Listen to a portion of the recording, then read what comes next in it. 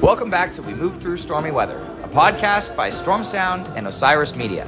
My name is Ryan Storm, and I am really excited to be here today at Borderland Festival in Buffalo with the one and only clav tweet extraordinaire, Neal Francis. Hi, Neal.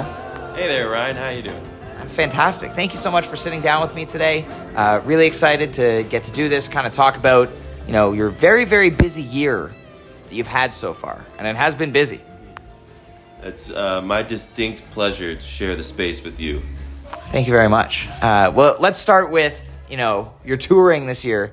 You've gone all over. I can't even remember if your Europe tour was last fall or the beginning of this year, because it feels like you've been on the road so much. But you've been all over the world now in the past 12 months, let's say, because I think that's accurate. How are you feeling in terms of the Neal Francis live show right now with this constant road? Well, I feel like we're a well-oiled machine. We're playing material that's been refined over the last several years. That's obviously a accumulation of just the 3 or 4 years we've been together as a band. So we're ready. I personally am ready to get some new material into the set. Although I think for most people who come to our shows, we're continually reworking the arrangements and adding new things in, and so it's still, people seem to hear the show as being quite fresh when they're seeing us now, even though we haven't really been adding too much new material to the set. But all that is a roundabout way of saying that I'm going into the studio actually the day after tomorrow to record the next record, or at least lay the groundwork for the next record. So That's very exciting. I'm excited to hear those new songs when they come out. But you've been all over, not just globally, but you've been opening for different bands this year. You did a bunch of gigs with Les Claypool's Frog Brigade. And I know one thing that you do when you have a shorter set or an opening set, sometimes you won't bring out your whole keyboard rig. You'll either choose the organ or the piano, and the clav is always there, of course, because you can't not have the whammy clav on the gig. How do you approach those gigs, kind of adapting your playing style, songs that you normally play on piano, on organ, and vice versa? Like, is there a thought process you do before the set, or do you just kind of jump on stage and roll with it? that's a great question. For the Les tour in particular, we had an A and a B set, or like an organ and a clav, or organ and a piano set that we kind of came up with. And there are certain tunes that lend themselves more to one or the other. And so, for instance, on a night where I'm playing organ, I probably wouldn't play our song Can't Stop the Rain, just because that's such a uniquely heavy piano arrangement. Yeah.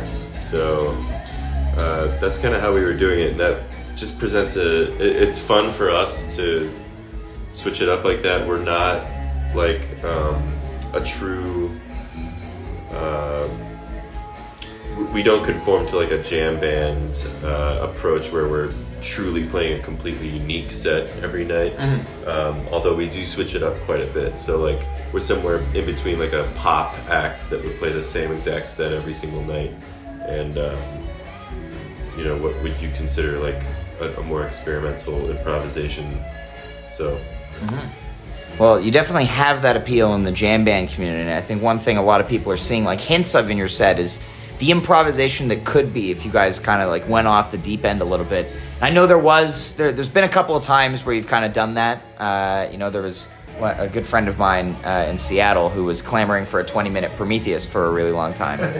Have you guys talked about kind of incorporating more like really, big improvisational moments into the set, or are you kind of comfortable with the kind of, having the one foot in both camps kind of appeal that you do right now? I think we've talked about this before, but we sort of take our cues from my strongest influences are funk, music from the 70s. I feel like the way in which those bands would jam, I'm doing air quotes here, is that like they would just kind of extend a groove. And when we do that, like you might hear us do a different arrangement of She's a Winner Tonight that has like a much more kind of extended groove sections throughout it. And so, you know, we all of us have some familiarity in like a jazz background. But you know, even a jazz tune, you're playing the head, then you're going into solos, and then you're coming back with the head, and it's all the same form. I don't think any of us, except for probably Colin, who was in a true jam band called Cycles before joining Neal Francis, but none of us really have familiarity with being in like a true jam band, total improvisation. You know, we like to have things more or less arranged, and then within that framework we poke and improvise prod at you know, via solos or just extending the groove and, you know, adding sort of embellishments as it goes on. And I don't think one is better than the other, but I just, you know, find the latter more interesting at this point. Awesome. Well, speaking of Colin, you know, being a big jam guy, I did an episode of my Fish podcast with him earlier this year. He talked about bringing you to your first Fish show last summer, which is a good story. So if everyone wants to check that one out, we talked about Stash, which is, you know, obviously a great song. But yeah, that episode's out there. So let's move on here. It's a pretty big album of yours. It's coming out in around 6 weeks. Francis Comes Alive, which I cannot wait to hear the rest of. The first two singles that are out right now are absolutely phenomenal. But tell me about how that idea kind of came together. You know, what's the background? Well, we knew we wanted to do a live record as early as last year, you know, while we were doing that tour of Europe, and my manager and I had been discussing how great it would be to have that document of the way the band was sounding. And, you know, I was really into the idea because, as you said, we've been playing so much that it just... It seemed foolish to waste the opportunity to document the band in that way. So what we initially had planned to do, or what I had initially planned to do, was we were always going to play those 2 Tally Hall shows. And I had a very conservative vision for the recording, in which it would be the 4-piece and playing only the material that we had previously been working on the last few years of touring, and not really stepping up the production in many ways, and just because of, you know, the amount of work I was doing at the time, I was afraid to take the risk of, you know, dreaming too big with that project and having it kind of fall apart from lack of attention and whatnot. So I underwent a pretty major change in terms of just the scope of how I wanted to approach it. After I did a breathwork seminar, and I don't partake in psychedelic drugs anymore. I used to quite a bit, but it was interesting because this particular breathwork practice that I partook in had a very...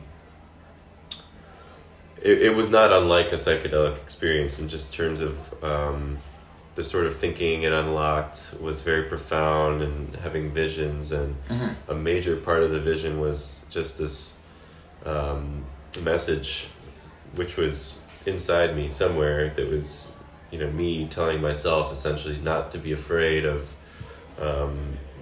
you know,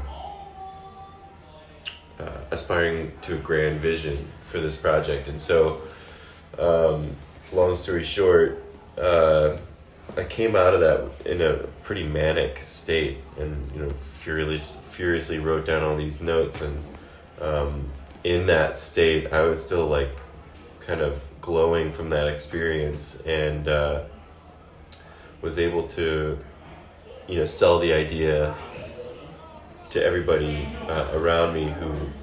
Another thing in the vision that I had was just like, the work is already done, and I have the people around me who can help me with this, who are at the highest level, already. So there's, that was a big reason why it didn't present itself as being so scary, because I already knew Alec Bassey, who's done all my music videos, and he's just such a talented director, and I knew he would be great for the production and film element of this concept. Right. And then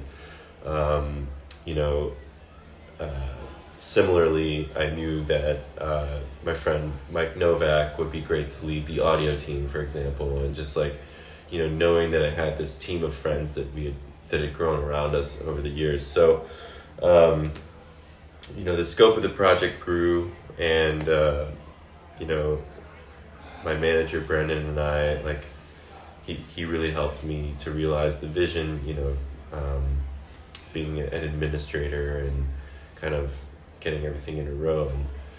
And oh yes, and I'd be remiss if I didn't mention Rachel Epperson, who designs all our clothing and is our stylist. Quite the outfits. Yeah, so she made 11 custom jumpsuits for everybody in the band, and that was just such a huge way in which the whole production was elevated. She's fantastic, and so it was quite stressful. There's no way it couldn't be, but it went so smoothly, and I was smoking cigarettes heavily through the whole thing, which I hope doesn't come through on the recording. But now I think a little over 4 months. I quit not long after that. So congratulations. That's awesome. It's a long story, but yeah, no, it's good. It's how the whole project came together, and I can't wait. First of all, to figure out the full track list, because I assume what songs are on it, but I don't know everything that's going to end up coming out on it. Well, it's a double album. It'll be close to it's over an hour. We cut some of the tunes, but most of it's there, and I'm sure at some point we'll release the remaining material. That's awesome. And you're taking Francis Comes Alive on tour as well, kind of at the end of this year and for New Year's as well. How do you feel about going with this 11-piece band and playing some more gigs? Like, are you bringing the whole production and the jumpsuits and everything for all that, or is it going to be closer to what we know as a Neal Francis show, but with the bigger band? Well, it's going to be a much grander version of the Neal Francis show. That's the Neal Francis road show that currently exists, with the same music as the Francis Comes Alive album that's forthcoming. And so I think the stage design element will be pared down, just due to the difficulty of traveling with all of that stuff. Yeah, that's stuff that, it's an elaborate production. It was an elaborate production at the Talia Hall shows, and I'm excited to say that that full film will be released as well at some point, including the piecemeal videos that you may have seen. It's just those will continue to be released, and then at some point there's going to be a feature-length concert film that contains everything on the record. So amazing. I'm looking forward to just the camaraderie of that 11-piece band, and we everybody in that band we've just been friends for such a long time, and so when we were all together for those rehearsals and shows for Talia Hall, it was such a blast, and it made things so much easier for me because I was just surrounded by all these people I loved, and the atmosphere was so light. So I think that really communicates too in the show, and so I highly recommend picking up tickets. Yes, yeah, get them while you can. Yeah. But yeah, I was gonna say it's very clear in the videos that are out right now, just the joy that all of you are feeling throughout that whole thing, and the energy and the music is just so good. And personally, I love a 2-keyboard band, and so I was excited about that. I'm curious, is there any flipping? Like, do you play organ at all on the record, or are you just piano and clav? I play piano and clav on the record. I haven't really thought about how I might switch things up for this coming tour. Because playing organ's fun. Yeah, no, absolutely. So, there will definitely be some edits and changes. Yeah. And some new things to add. And we'll also be doing the 2 shows in Denver for New Year's Eve. So That'll be exciting. Yeah, it's very exciting. Well, get tickets to Francis Comes Alive or any Neal Francis shows, because there are still lots of them. Yeah. Well, thank you so much, Neal, for sitting down with me today. It's been a pleasure to get an inside look at all these things that are coming in Neal Francis world. Can't wait to hear the album, and I can't wait for your set in just a couple hours here. Same. We're excited. Yeah, it's going to be awesome. Well, thank you again for being here, and thank you everybody for listening to this episode of We Move Through Stormy Weather. Hope you have a fantastic day, and I will see you next time.